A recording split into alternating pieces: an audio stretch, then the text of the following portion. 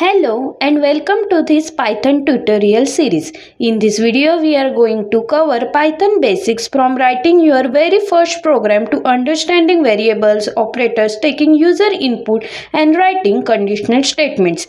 By the end of this video you will be ready to start loops and data structures in Python, so let's get started.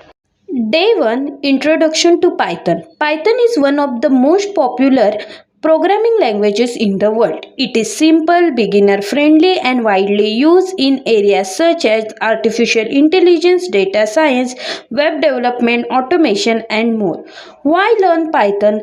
Because it is easy to read, easy to write and very powerful. Once you install Python on your computer, you can open an editor or an IDE like PyCharm, VS Code or even just use the command line. Let's write our very first program in Python. When you run this, Python will display text "Hello World." Congratulations, you just wrote your first Python program. Day 2, Variables and Data Types. In Python, a variable is simply a container that stores data. Unlike some other programming languages, Python does not require you to declare the types of a variable. For example, if I write name is equal to Sheetal, age is equal to 21, height is equal to 5.4, each student is equal to true. Here name is a string, age is an integer, height is a floating point number and each student is a boolean value. Python automatically understands the type of data you assign. This makes coding fast and flexible. You can print them all together. These will display the stored values.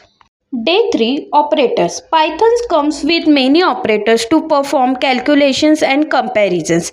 The most common types are arithmetic operators such as plus, minus, multiplication, division, modulus, floor division and exponent. Comparison operators such as equal, not equal, greater than and less than. Logical operators such as and, or, and not. Assignment operators like equals, plus, equals, minus, equals. Memberships operators such as in and not in. For example, a and b having value 10 and 3. Then we can print a plus b, which is equal to 13. We do many operations by using these operators. These operators allows us to build logic and perform useful tasks in Python. Day 4, Input and Output. Until now, we wrote programs with fixed values, but in real-world programs, we often need to take input from the users. Python provides the input functions for this. For example, name is equal to input, enter your name. In these, input functions can take input from the user. Here, the programs ask the users for their name and age and then prints a personalized message using an F string. This is how Python communicates with the user through input and output. Day 5, Conditional Statements. Now let's learn how to make decisions in Python using conditional statements. We use the keywords if, elif and else. In this code, we can give input as a marks 96. So by using conditions, they can predict that our marks is greater than the 90, then they can print grade is A. In this program, Python checks the condition step by step. If the marks are greater than or equal to 90, the grade is A.